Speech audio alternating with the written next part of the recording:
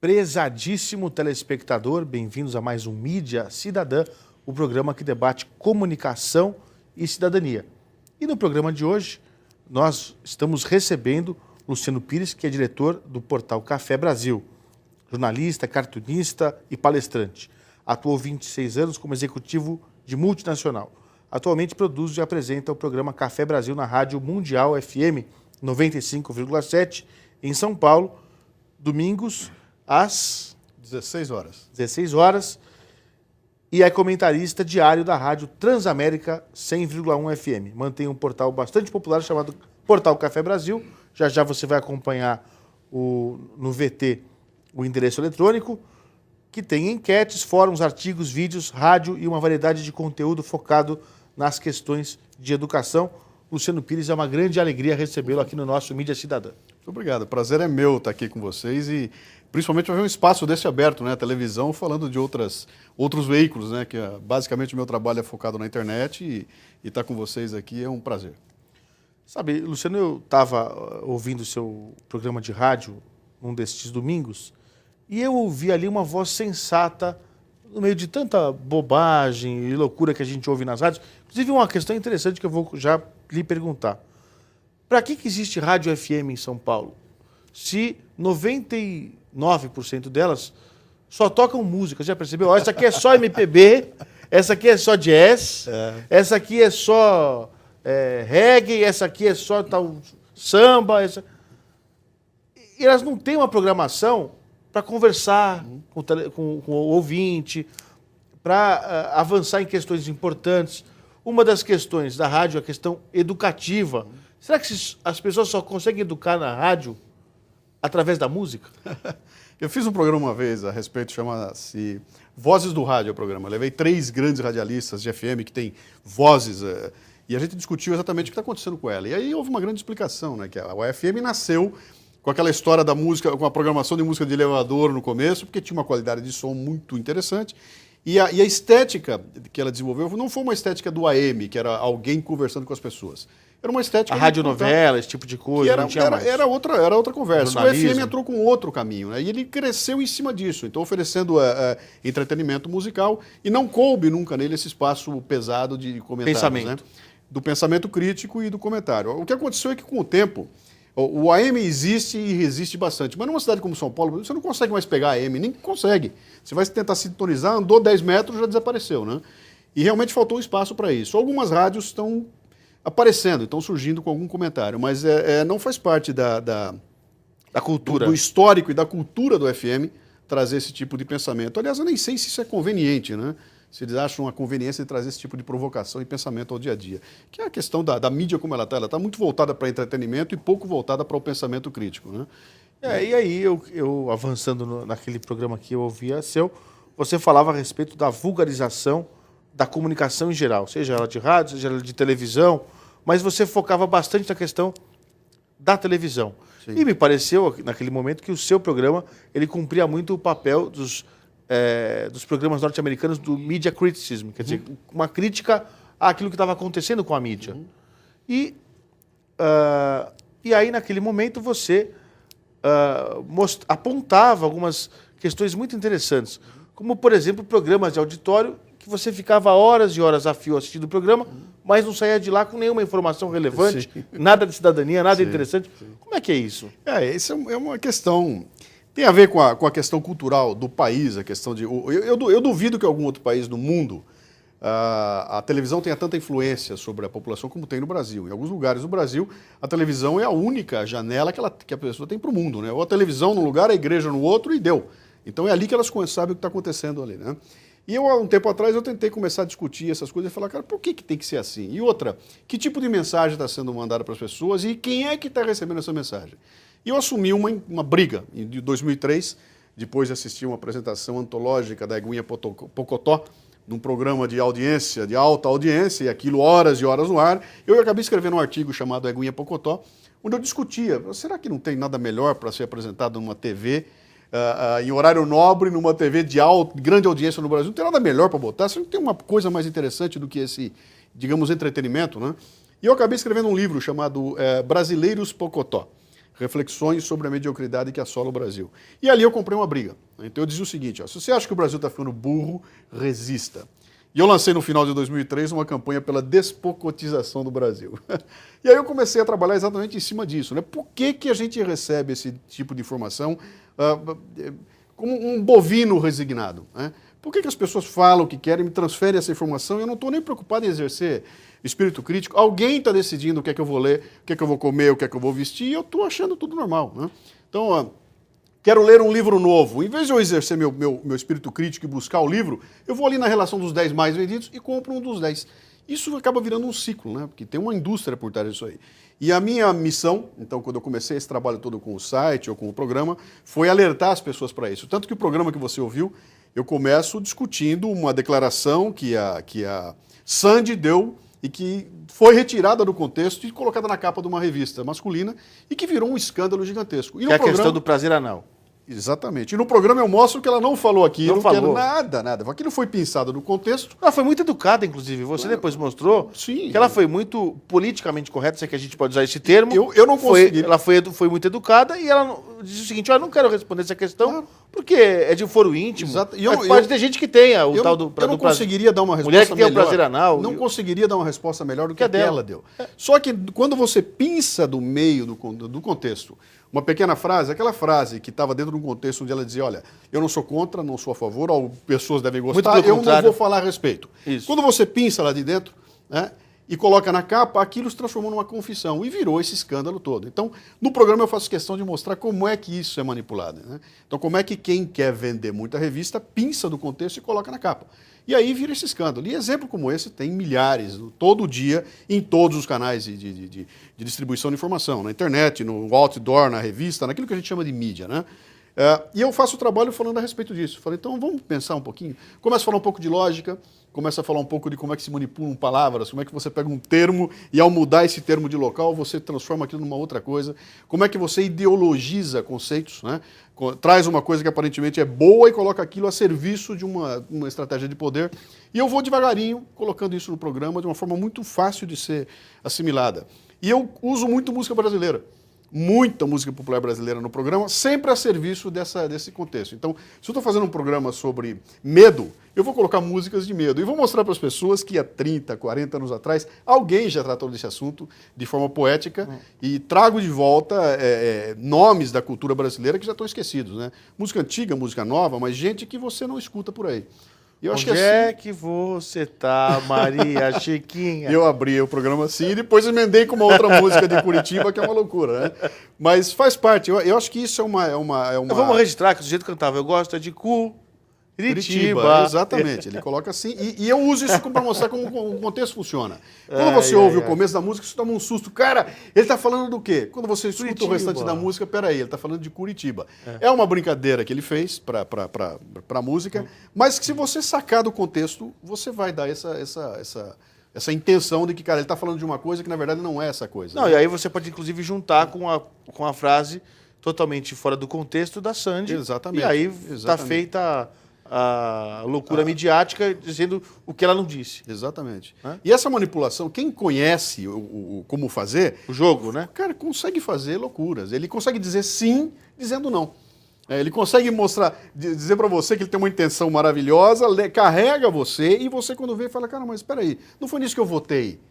Não foi isso que eu escolhi. Quando me venderam uma outra coisa. Do que estão falando? E você acaba sendo enganado. Então, a minha missão foi, aliás, tem sido, né, ajudar as pessoas a exercer um pouco esse espírito crítico. Eu faço provocações mesmo, eu vou e coloco coisas que estão no dia a dia, eu falo de qualquer tema no programa, mas sempre colocando esse olho, cara, abra o olho porque alguma coisa atrás tem. Então, eu coloquei ali a história que eu falei dos 4 reis, né?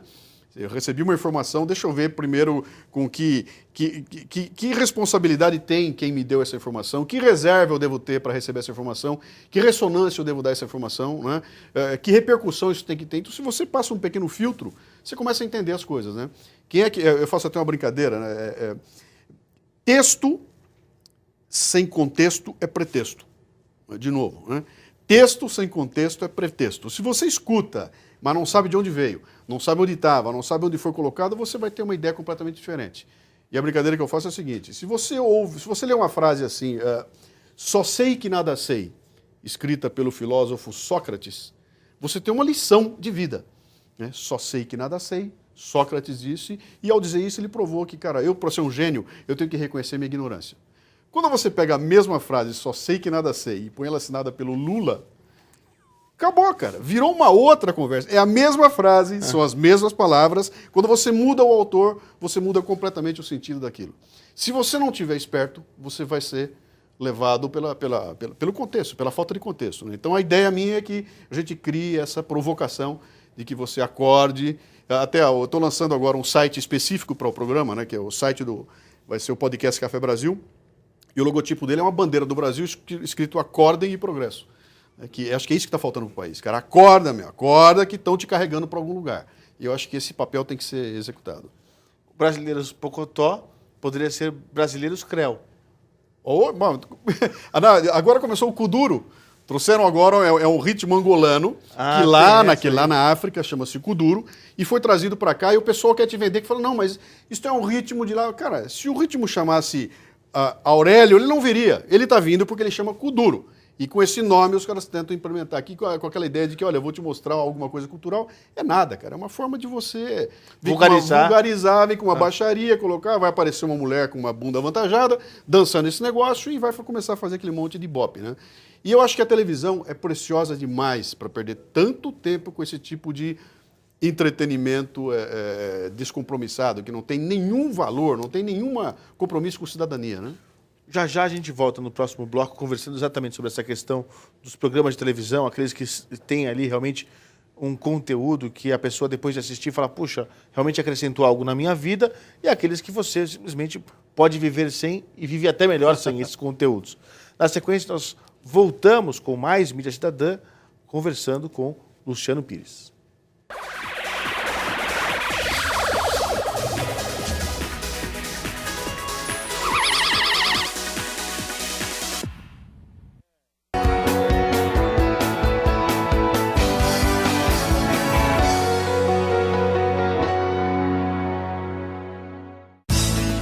A ACESP representa os canais comunitários do Estado de São Paulo.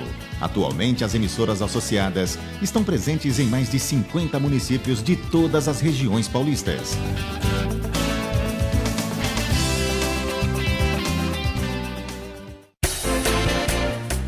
O grupo de canais associados da ACESP abrange 1,5 milhão de famílias que têm ponto de TV a cabo em suas residências. Ao todo, são 6 milhões de pessoas tendo acesso a essa qualificada grade de programação. Os canais comunitários são o verdadeiro reflexo da nossa sociedade. O terceiro setor, através destas emissoras, conquista seu espaço de forma definitiva nos veículos de comunicação em nosso país.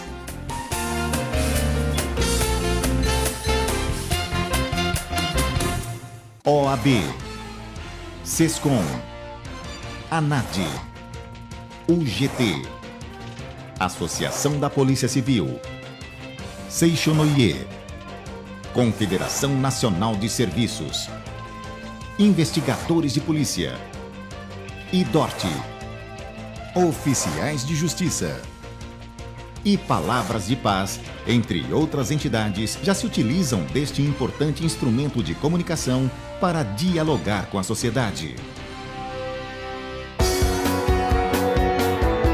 Emissoras associadas da ACESP. Unidos, somos mais fortes.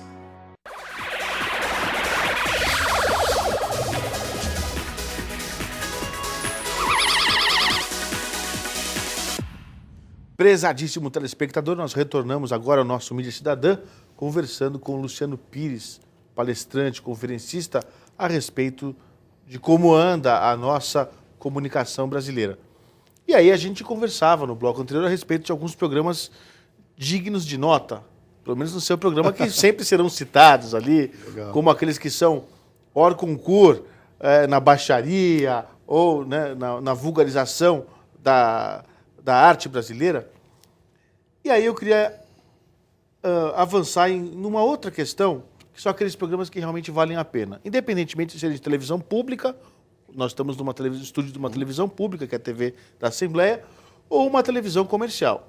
Por exemplo, se você pegar um Globo Repórter que vai falar sobre Oriente Médio, é algo de conteúdo relevante, embora na emissora você tenha outros conteúdos, no mínimo, duvidáveis, vamos chamar assim. E eu queria conversar com você a respeito de conteúdos do passado, como, por exemplo, não sei se você está lembrado daquele Quem Sabe Sabe, Sim. que a TV Cultura tinha, que era um game entre escolas ou universidades, em que você tinha uma brincadeira, mas o pano de fundo era a questão da informação, da educação. Quer dizer, falta esse tipo de programa na televisão brasileira? Eu não sei se falta. Aliás, tem um programa na Cultura hoje que ensina inglês assim. É um game. É um game? Ensinando inglês. Tá lá, e é um barato, porque a molecada tá lá se divertindo na plateia e é um game, né? Tem alguns outros games também na televisão que ainda estão funcionando e que, de certa maneira, usam aquela história da cultura, porque tem perguntas, etc e tal. Mas acho que isso meio que passou batido, né? Eu acho que o mundo está tão espetaculoso, nós precisamos de tanto barulho, tanto efeito especial, tanta coisa over, Pra chamar que atenção. não tem mais espaço para essas coisinhas, né? Se você coloca um programa desse nível, que dá audiência, etc e tal, o número que você vai chegar é o seguinte: olha, o programa com um sucesso burral, um sucesso retumbante, deu 7 pontos de audiência. Se você botar um motoqueiro atropelado com a faca na cabeça, vai dar 15 pontos de audiência, né? Isso quando você mede a audiência de forma burra, que é, eu vou contar números, 15 pontos, 12 pontos, 30 pontos, e não discute quem é que está dando esses pontos, você tem isso que nós temos hoje aí, que é uma indústria, cara. Eu quero mais gente vendo. Então, e tem o programa, se você pegar o programa do Datena, o programa dele não tem script. Ele começa a gritar. Ele grita e a audiência vai subindo. Aí de improviso, de improviso. Aí ele chama uma matéria, entra uma matéria e começa um outro cara a falar, a audiência começa a cair. E aí ele interrompe, volta pra mim, volta, e começa a gritar de novo e a audiência sobe outra vez, né?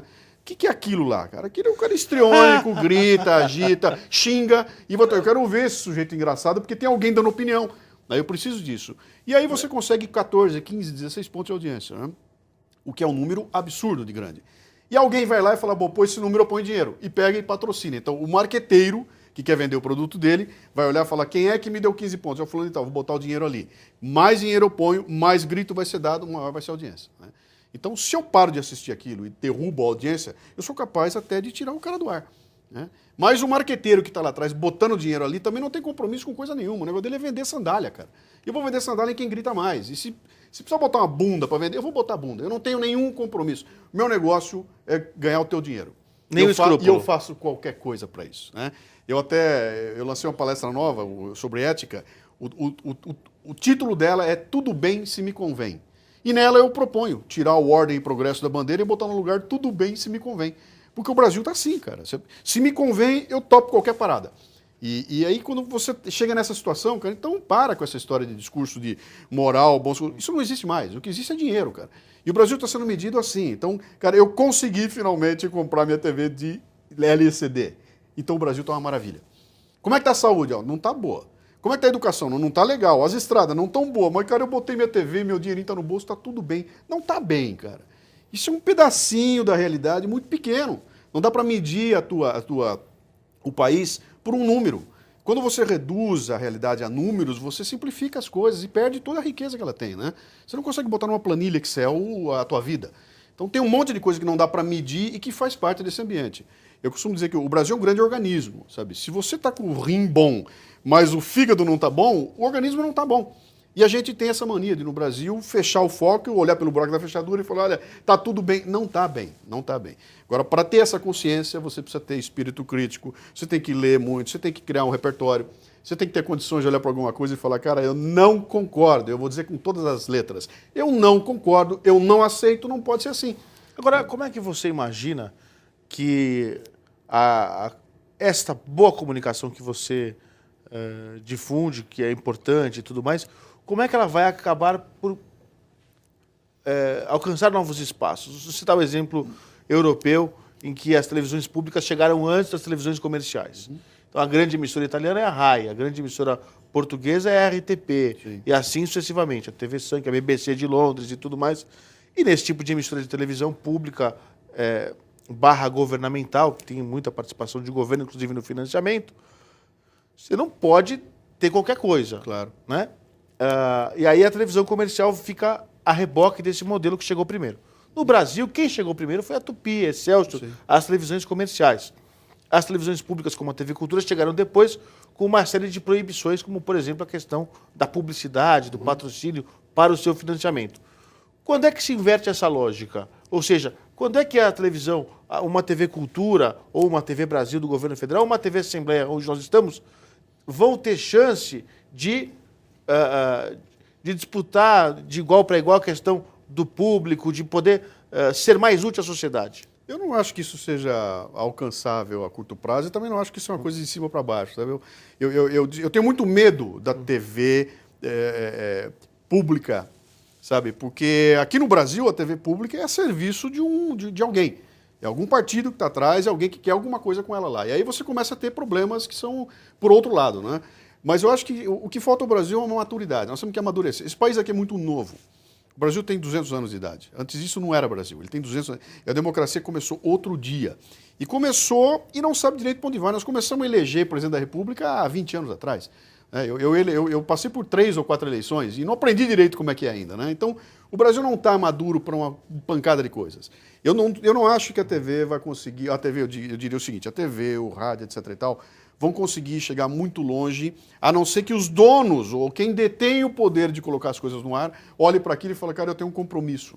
Eu tenho um compromisso de ganhar dinheiro e eu tenho um compromisso de contribuir para que esse país cresça de alguma forma. Eu preciso educar as pessoas. Quando você fala isso, os experts de comunicação no Brasil chegam a você e dizem o seguinte, não, a mídia não tem que educar ninguém, a mídia tem que entreter e informar. Cara, isso é uma burrice federal. Porque num país onde a TV entra em qualquer casa, eu estou no Rio Grande do Sul e eu estou no meio do Xingu, eu estou vendo o mesmo Jornal Nacional, com a mesma notícia. E o índio do Xingu e o executivo do Rio Grande do Sul estão vendo a mesma coisa, mas não estão entendendo a mesma coisa, né? Que chance eu tenho de falar com essas pessoas ao mesmo tempo? Quer dizer, eu não deveria estar usando essa máquina maravilhosa para mudar a história desse país, no entanto eu estou usando para ganhar dinheiro. Ou para algum projeto de poder.